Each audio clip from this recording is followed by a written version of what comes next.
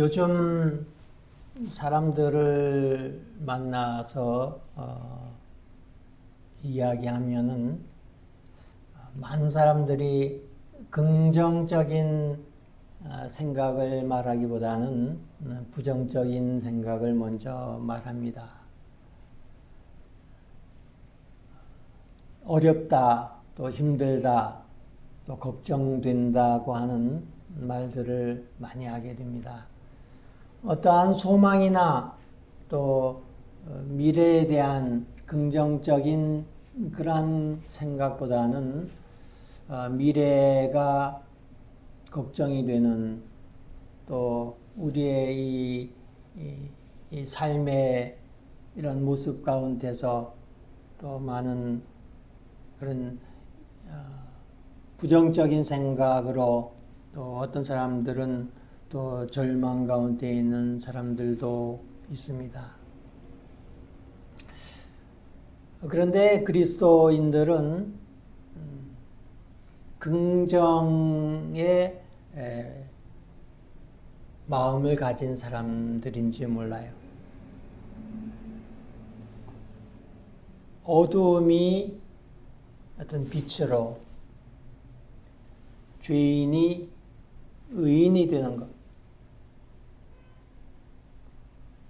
죽음이 생명으로, 지옥이 천국으로, 약한 것이 강하게 되는 그 소망을 가지고 있다는 겁니다.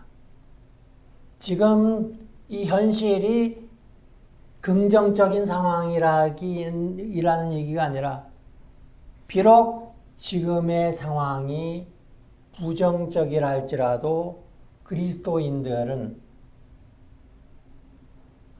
긍정적인 그러한 믿음을 가지고 있다는 겁니다. 그리고 긍정적이고 소망적인 그러한 믿음이 부정적이고 절망적인 현실 가운데서 행복을 얻게 해준다고 하는 것, 기쁨을 얻게 해준다고 하는 것, 평화를 얻게 해준다고 하는 것, 이것이 그리스도인의 삶인 겁니다. 물론 그리스도인들만 긍정적인 생각을 가지고 있는 것은 아니죠. 세상의 많은 사람들도 마찬가지로 지금의 부정적이지만은 긍정적인 것, 지금 뭐가 부족하지만은 뭔가 풍부한 삶을 기대한다는 겁니다. 지금 가진 것이 없지만은 뭔가 부해지는 꿈과 소망을 가지는 것이죠. 지금이 약하지만은 뭔가가 강한 것들을 바란다고 하는 겁니다. 지금이 비관적인 현실이지만은 낙관적인 그런 미래에 대한 기대는 그리스도인들만의 것이 아니고 모든 사람들은 다 마찬가지입니다. 그런데 그 방법이 다르다고 하는 겁니다. 세상 사람들이 어떤 부정을 긍정으로 만들려고 하는 그 시도나 방법은 그리스도인들과 다르다는 거예요. 어떤 사람들은 너무 현실에 부정적인 것을 계속 생각을 하고 어떤 비관적인 그런 생각을 가지면은 오히려 거기에 머물러 있고 그것을 벗어날 수 없다, 이렇게 생각하는 사람들도 있습니다. 유대인들이 2차 대전 때 독일 그 나치 히틀러의 손에 의해서 대량 학살을 당한 것 우리는 알고 있을 거예요. 당시의 유대인들이 900만이었습니다. 총 세계 인구가 900만이었는데 600만이 죽었어요. 그러면 300만이 남았잖아요. 유대인들이 생각하기에는 이 역사를 우리 후손들에게 이야기해야 되느냐 말아야 되느냐 하는 거죠.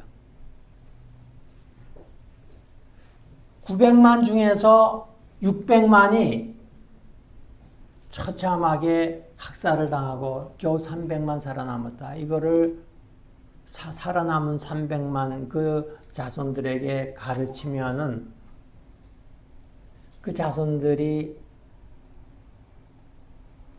절망 가운데 있거나 아니면은 속에서 열불나서 열받아서 아니면 증오심이 가득 찰 수 있잖아요. 유대인들은 이렇게 죽었다. 이 역사를 가르치지 않은 거예요. 부정적인 역사를 가르치지 않았다는 거예요. 오히려 부정적인 역사를 그들에게 가르치면 그들이 결코 부정적인 현실에서 벗어날 수 없다는 것을 알았기 때문에 50년 반세기 동안 유대인의 학살에 대한 것을 가르치지 않았어요. 그런데 유대인 인구가 이제 늘어났습니다. 300만이 1200만이 됐습니다. 1990년대. 그때에서는 이제는 이제 가르쳐도 되겠다 그래가지고 후손들에게 유대인의 학살에 대해서 가르치기 시작합니다. 홀리코스트라고 얘기하는데 그 박물관도 만들고요. 대학의 강좌도 만듭니다. 제가 미국에 유학 와가지고 91년도에 좀 거기에 관심이 있어가지고 홀리코스트 첫 강의가 막 그때 대학에 나올 때 제가 한 과목을 들었어요. 그때 제가 굉장히 놀랐었는데 유대인들이 이렇게 살다가 죽었다고 하는 것을 가르치면은 부정적인 것을 가르치면은 그들이 거기서 헤어날 수 없기 때문에 유대인들은 이렇게 죽었지만은 다시 살아났다. 그래서 300만이 1200만이 됐다. 그러면서 이제는 그들에게 후손들에게 이제는 이렇게 핍박을 받고 학살을 당했지만은 다시 우리 민족이 살아난다고 하는 희망이 생겼기에 그들에게 그것을 가르쳤다고 하는 것. 뭘 얘기하냐 하면은 때로는 우리가 부정적인 것을 보지 말고 긍정적인 것을 바라볼 때에 소망이 생긴다고 하는 겁니다. 그래서 사람들은 너무 부정적으로 얘기하지 말라 그렇게 말하고 자꾸 부정적인 걸 얘기하면은 될 것도 안 된다 그렇게 말하잖아요. 또 그런가 하면요. 또 반대로 접근하는 것도 있어요. 너무 긍정적인 생각만 가지면은요. 발전이 없다 이렇게. 오히려 부족하고 모자라고 부정적인 것을 바라볼 때에 거기에서 개선점이 나오고 그 다음에 뭔가 더 나은 것이 만들어질 수 있다 이렇게 이야기하는 사람들도 있습니다. 그 펜실베니아 주립대학이 있어요. 펜스테이트 유니버시티라고 거기에 그 사회학 교수가 한 사람이 있어요. 샘 리차드라고 이 교양 과목의 사회학을 가르치는데 학생들이 보통 한 700명, 1000명 이상이 오니까 큰 강단에서 강의를 합니다. 그리고 가끔은 공개 강의도 해요.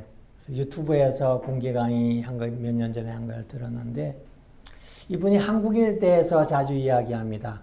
아세안 또 특히 한국.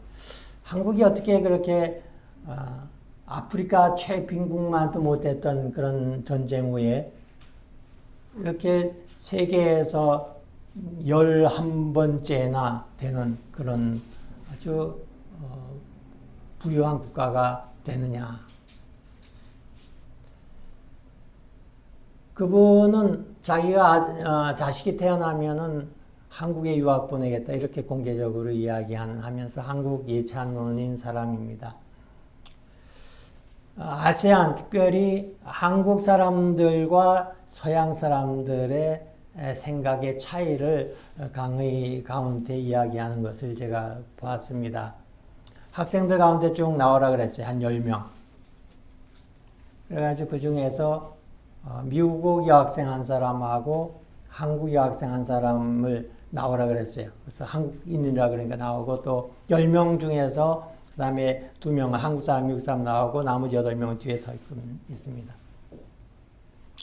그리고 이제 강의의 그 내용을 PPT로 이렇게 보여줘요. 그래서 아세안, 그 다음에 또 서구 이렇게 비교하는데 한국 그를 비교하는데 그렇게 하면서 그 두 학생은 밖에 나가 있으라고 뒤에 가 있으라 그러고 안 보는 사이에 이제 그걸 얘기해 주는데 한국 사람 특히 동양인들은 이렇게 부정적인 것을 보는 거예요.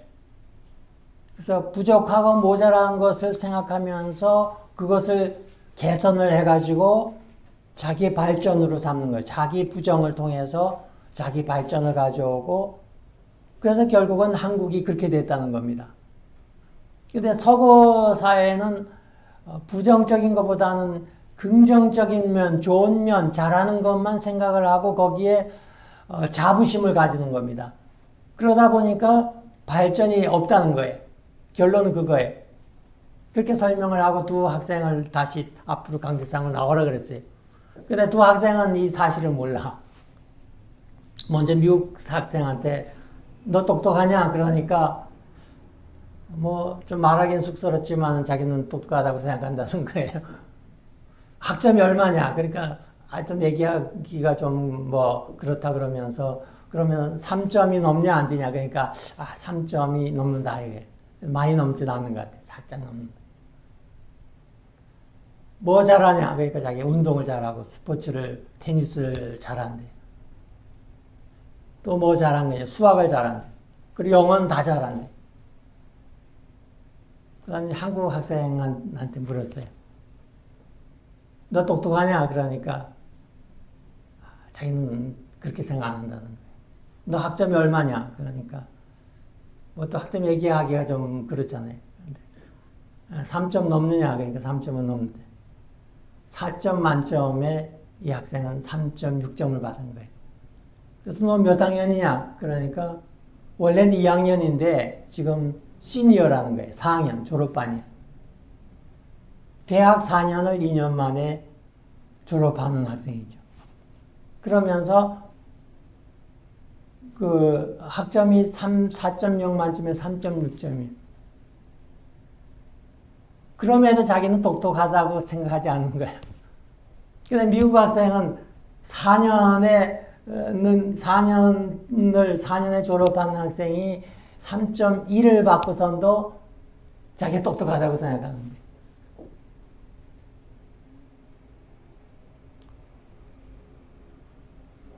그러면은 너 부모는 어떻게 생각하냐? 한국 학생한테 너 대학 4년을 2년 만에 졸업하고 학점도 3.6인데 부모가 자랑스럽게 생각하지 않느냐? 그러니까 뭐 그냥 그 당연하다 이렇게 생각한다는 거예요.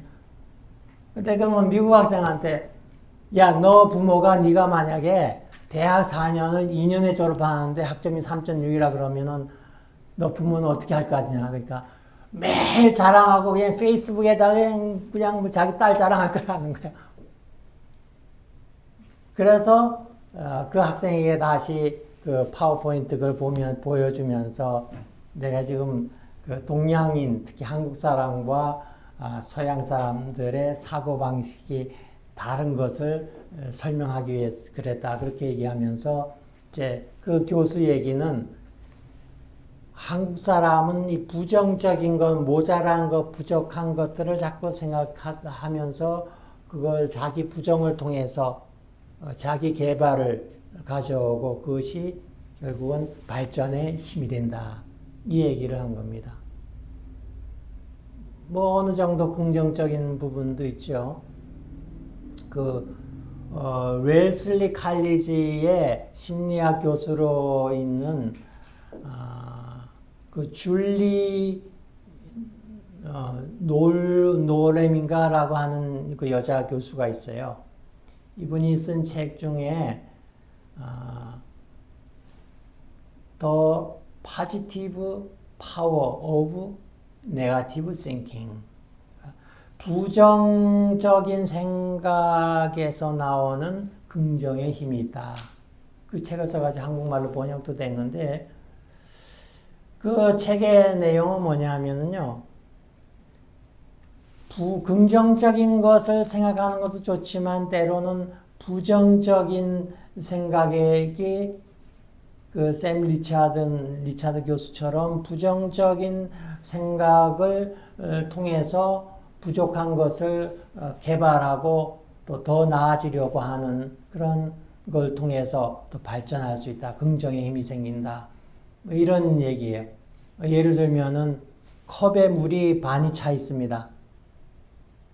어떤 사람은 긍정적인 사람은 뭐예요? 컵에 물이 반이나 차 있다. 근데 부정적인 사람은 뭐예요? 컵이 반이나 비어 있다 그런 거예요. 똑같은 건데 보는 시각이 한 사람은 부정적이고 한 사람은 긍정적이고 한 사람은 비관적이고 한 사람은 낙관적이다. 근데 그 교수 얘기는 물이 반이나 차 있다라고 하는 사람은 그걸 더 채울 생각을 안 한다는 거예요.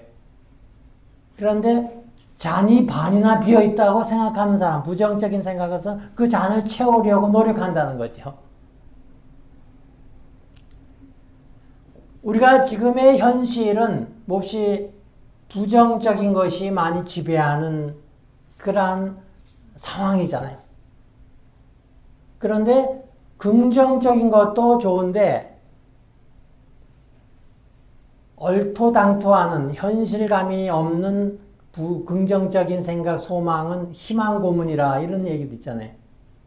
반면에 이 현실을 부정적인 것을 똑바로 부정적으로 바라보면서 개선하려고 하는 그러한 노력이 때로는 긍정의 힘이 될 수 있다. 뭐 그런 생각을 할 수 있잖아요. 이것은 신앙의 관점이 아니고 심리적인 관점이요, 심리적인 접근법입니다.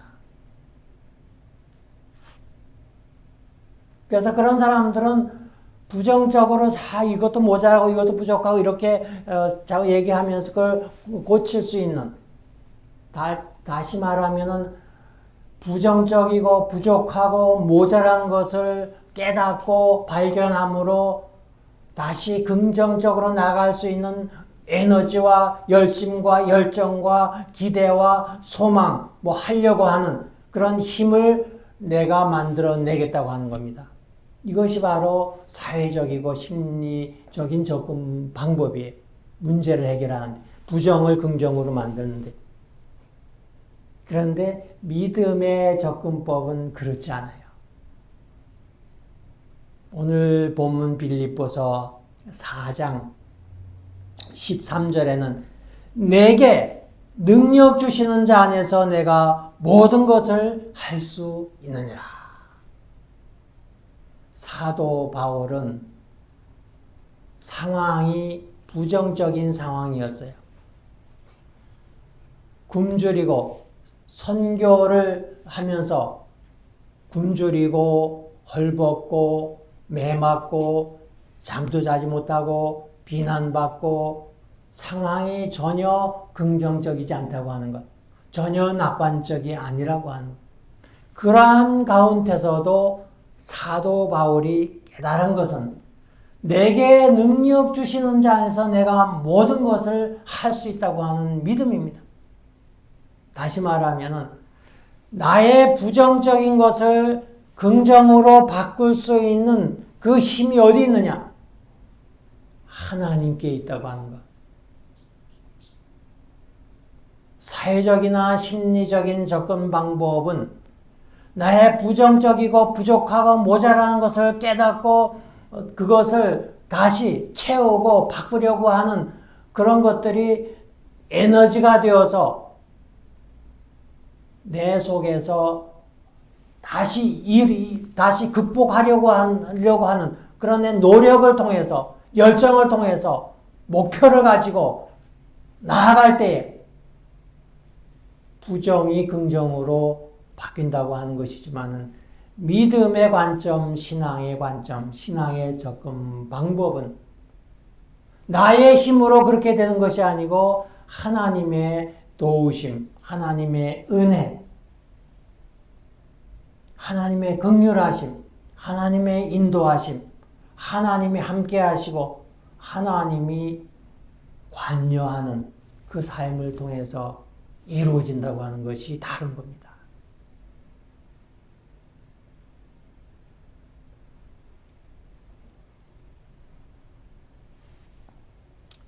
내가 궁핍함으로 말하는 것이 아니라 어떠한 형편에든지 나는 자족하기를 배웠노니 나는 비천에 처할 줄도 알고 풍부에 처할 줄도 알아. 모든 일곱 배부름과 배고픔과 풍부와 궁핍에도 처할 줄 아는 일체의 비결을 배웠노라. 그 비결이 어디 있어요? 하나님께 있다고 하는 거예요. 내게 능력 주시는 자 안에서는 내가 뭐든지 할 수 있다는 것을 이 사도 바울이 깨달았다는 겁니다. 아무것도 없는 데서 뭔가 있게 하는, 무에서 유를 만들 수 있는 것도 하나님이요. 가난을 부하게 만드는 것도 하나님이요. 낮은 자를 높은 자리에 올리는 것도 하나님이요. 죽은 자를 살리는 것도 하나님이요. 죄인을 의인 만드는 것도 하나님이요. 하나님이면 다 할 수 있다고 하는 그 믿음을 가진 겁니다. 뿐만 아니라 열두 사도를 비롯해서 또 많은 사람들이 복음을 전했습니다. 그런데 사도 바울이 그 누구보다도 가장 많은 복음을 전했어요. 업적이 가장 크다는 거예요. 1차, 2차, 3차 전도 여행을 통해서 소아시아, 그리스, 그리고 로마에까지 복음을 전했잖아요. 오늘 우리들이 어쩌면은 이 한국에서 예수 믿게 된 것도 사도 바울의 그러한 복음의 업적이 있었기 때문인지도 모릅니다. 제자 중에서도 베드로가 가장 으뜸이었잖아요. 수석이라 이거죠. 수제자. 베드로가 한 일보다가 이 사도 바울이 한 일이 엄청나게 많아요. 사실 사도 바울은 예수님의 제자가 아니었잖아요. 예수님과 3년 동안 함께 다니면서 예수님이 한 일도 목격하지도 않고 핍박하러 가다 다메섹에서 예수 만나고 거기서 부름받았잖아요. 너는 이방인을 택한 나의 그릇이라. 복음을 위한 그릇이라 예수님 직접 말씀하셔서 했잖아요. 그래서 자기가 사도로 택함을 받았지만은 자기는 만삭돼서 나지 못한 팔싹둥이 같은 그런 사람이라 비교가 안 되잖아요. 다른 제자들과. 그럼에도 불구하고 사도 바울이 엄청난 그러한 업적을 남겼잖아요. 큰 일을 했잖아요. 내가 그 누구보다도 많은 수고를 했지만은 이 수고한 것이 내가 한 것이 아니고 하나님의 은혜라. 하나님이 하셨다. 그렇게 고백하잖아요. 그 얘기는 뭐예요? 부정을 긍정으로 만들고 없는 것을 있게 만드는 비관적인 것을 낙관적으로 만드는 그 힘이 누구한테 있냐? 하나님께 있다고 하는 것을 깨달은 겁니다. 그것이 사도 바울의 신앙이에요. 구약의 요셉 잘 알죠? 아브라함의 아들은 이삭, 이삭의 아들 야곱, 야곱의 11번째 아들 요셉. 요셉이 꿈을 꾸고요. 꿈 얘기했다가 형들한테 시기 당해서 애굽으로 팔려가죠. 보디발 집에 종으로 살게 되잖아요. 그러다 보디발의 아내 때문에 억울하게 감옥에 갔죠. 감옥에 갔지만은 다시 바로 왕의 꿈 해석 때문에 나와서 바로 궁으로 가서 국무총리가 되잖아요. 모든 정치적 실권을 다 가지게 됩니다. 7년 흉년을 잘 예비하고 그 다음에 7년 풍년이 들고 7년 다시 흉년이 드는데 풍년 7년 동안 잘 예비하고 준비해서 곡식을 많이 저장했다가 결국은 7년 흉년 동안에 애굽이 엄청난 부를 축적하게 되잖아요. 세계 각국에서 돈 싸질머지고 금 싸질머지고 와가지고 식량 받고 가잖아요. 가나안에도 흉년이 들어서 그 야곱의 그 자녀들, 자기 형제들, 조카들 식량고 아래 애굽에 왔다가 누구 만나요? 국무총리 된 요셉 만나잖아요. 자기 팔아서 종으로 팔았던 그 요셉을 만나게 되는데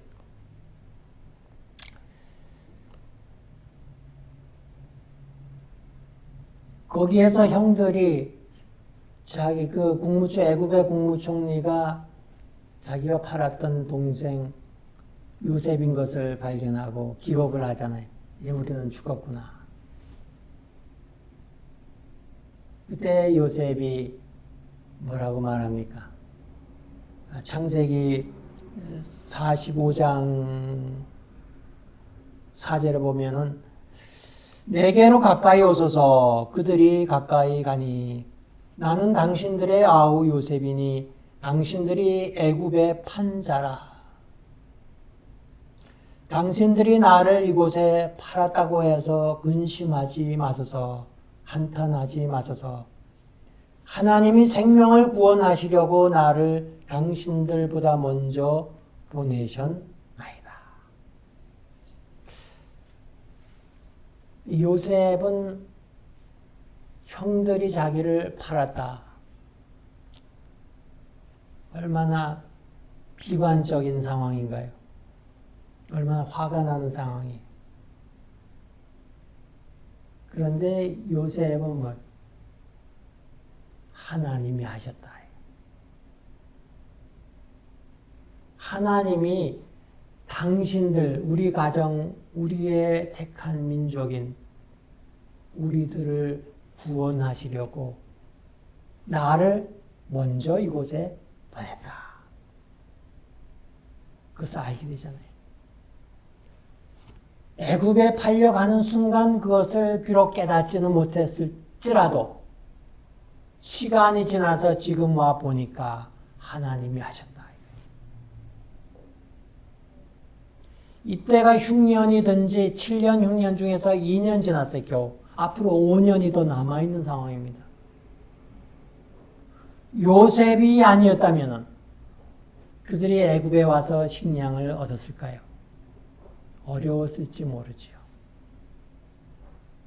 요셉 때문에 그들이 애굽에 와서 식량을 얻게 되고 그리고 이제 아직까지 5년이 더 남아있기 때문에 가나안으로 가지 말고 여기에 정착해서 살아라 하고 땅도 주고 집도 주고 다 주잖아요.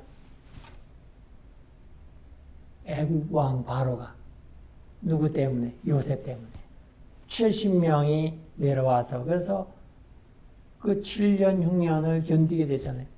그 후에도 거기서 살게 되잖아요.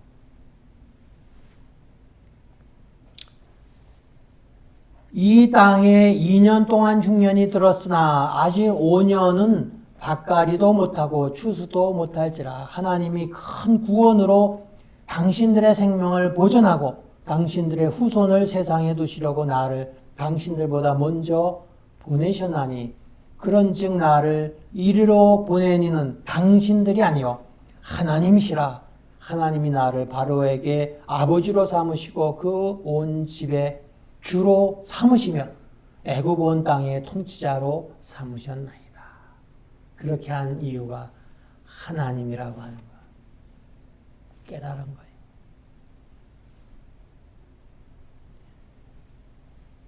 종으로 팔려가는 것도 또 억울하게 감옥에 들어가는 것도 다 하나님의 계획이요 뜻이요 하나님이 하신 일이었다.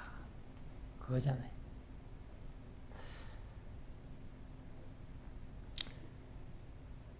우리 그리스도인들은 지금의 상황이 최악의 상황이라 할지라도, 가장 어려운 상황이라 할지라도, 아주 비관적인 상황이라 할지라도 하나님은 이 모든 것들을 바꾸실 수 있는 하나님. 내게 능력 주시는 자 안에서 내가 모든 것을 할 수 있다고 하는 믿음을 가진 사람들이 돼야 된다고 하는 거죠. 코로나, 이 팬데믹으로 지금 온 세상은 말이 아니잖아요. 여러분들이 지금까지 사시면서 온 세계적으로 예배를 교회에서 못 드린다든지 지금과 같은 상황을 경험한 적 있나요? 저는 없어요. 어려서부터 교회 다녔지만 지금 2020년이 처음이에요. 그리고 반년 넘게 지금 지속이 되고 있잖아요. 앞으로 더 어떻게 될지 몰라. 미국이 대공황 때보다도 더 많은 실업자가 생기고 실업수당들을 사람들이 받아가기도 하고 잡을 잃고요. 비즈니스가 클로즈하고. 미국뿐만 아니라 온 세계적이잖아요. 이러한 상황 가운데서 오늘 우리는 이 상황을, 이 부정적인 것을 긍정으로 바꿔야 되잖아요. 어떻게?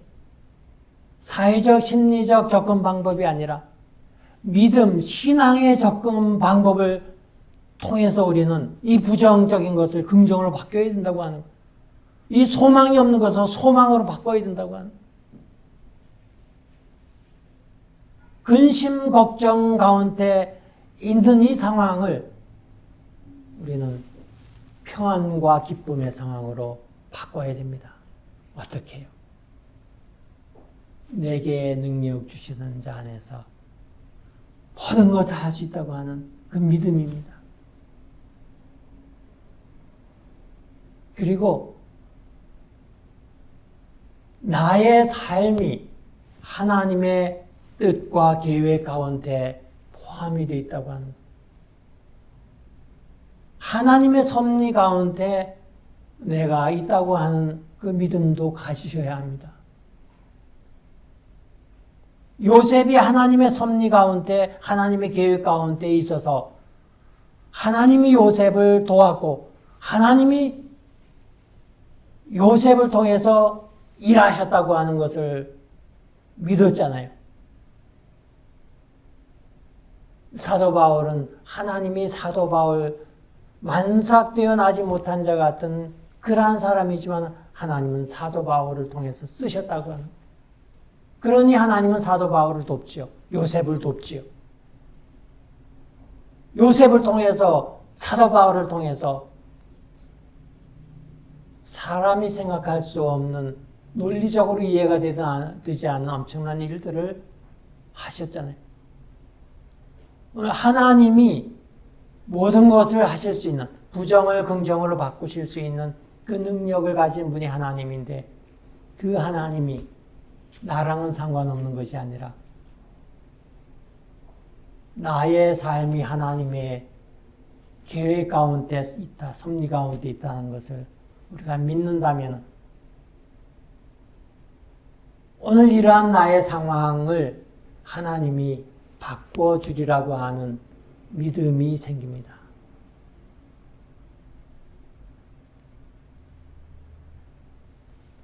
죄인들을 의인 만들고 죽은 자를 살리고 원수된 자를 하나님의 자녀, 하나님 나라의 백성 삼으시기 위해서 독생자 예수를 세상에 보내셨잖아요. 죽게 하셨잖아요.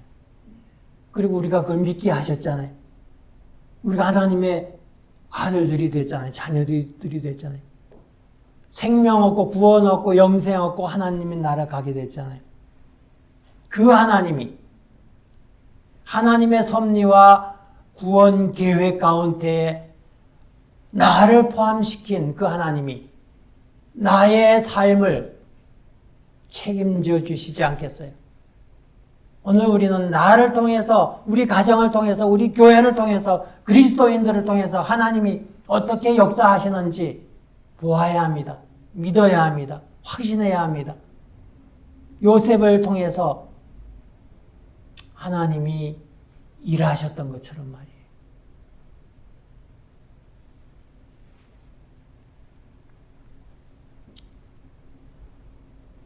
하나님이 우리들을 부정적인 것, 절망 가운데, 비관적인 상황 가운데서 긍정적이고 낙관적인 소망과 희망으로 바꿔줄 수 있다고 하는, 그렇게 해주신다고 하는, 모든 것이 합력하여 하나님 앞에 선을 이루어 갈 거라고 하는 그러한 믿음은 지금의 부정적인 것을 바라보는 그러한 시각이 달라지게 합니다. 이스라엘 백성들이 나라를 잃고 애굽이 아니라 바벨론으로 포로로 잡혀가는 그러한 상황을 눈으로 보면서 많은 사람들은 절망합니다. 우리는 끝이야. 우리 민족은 끝이야. 그러나 하나님을 바라보고 하나님의 섭리를 깨닫고 하나님의 구원 계획을 들었던 사람들, 믿음의 사람들, 또 선지자들, 특별히 하박국 같은 선지자들은 이러한 고백을 합니다. 하박국 3장 17절에는 비록 무화과 나무가 무성하지 못하며 포도나무에 열매가 없으며 감람나무에 소출이 없으며 밭에 먹을 것이 없으며 우리의 양이 없으며 외양간에 소가 없을지라도 나는 여호와로 말미암아 즐거워하며 나의 구원의 하나님으로 말미암아 기뻐하리라. 절망 가운데 비관적이고 부정적인 상황 가운데서도 내게 능력 주시는 자에서 모든 것을 할 수 있는 그러한 믿음.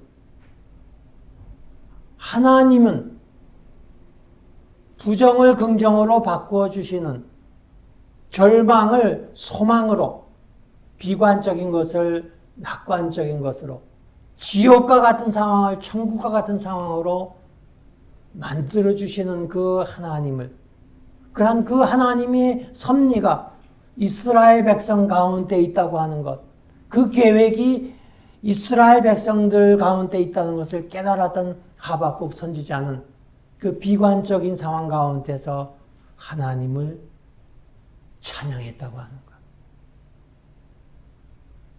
구원의 하나님을 노래했다고 하는 겁니다. 나는 여호와로 말미암아 즐거워하며 나의 구원의 하나님으로 말미암아 기뻐하리로다. 사도 바울은 내게 능력 주시는 자 안에서 내가 모든 것을 할 수 있다고 믿었기에 내가 주 안에서 크게 기뻐함은, 오히려 그러한 상황 가운데서 자기가 비관적인 상황, 부정적인 상황 가운데서 복음을 전하면서도요, 기뻐했다고 하는 것. 오늘 우리가 코로나 팬데믹을 통해서 우리의 상황이 아주 어려워서 만나는 사람들마다 다 부정적인 생각, 다 근심, 걱정, 그런 생각을 하지만 오늘 우리는 믿음의 사람들이잖아요. 능력의 하나님, 능력 주시는 자 안에서 우리는 모든 것을 할 수 있다고 하는 그러한 믿음으로 훗날 시간이 지나서 2020년에 코로나19 그 팬데믹을 통해서 어려운 상황이었지만은 그 가운데 하나님을 깨닫는 은혜가 있었다고 하는 것, 하나님의 뜻이 바로 여기에 있었다고 하는 것을 훗날 깨닫게 될지 몰라요. 그것을 깨닫는다면 지금 이 순간에 우리는 비관할 것이 아니고 어떻게 해요? 오히려 하나님을 기뻐하며 찬양하는 그러한 믿음으로 살아야 할 거예요. 이제 문만 나가면 아니 이제 예배 끝나고 나도 사람들이 만나서 어려운 얘기도 많이 할지 모릅니다. 그랬을 때 우리의 마음은 어떻게 돼요? 믿음의 마음, 믿음의 눈을 가지고 우리의 대화가 하나님을 찬양하고 즐거움으로 하나님을 찬양하고 하나님을 바라보는 하나님의 은혜를 바라보는 그러한 마음으로 대화로 바뀌어야 될 줄로 믿습니다. 기도하겠습니다.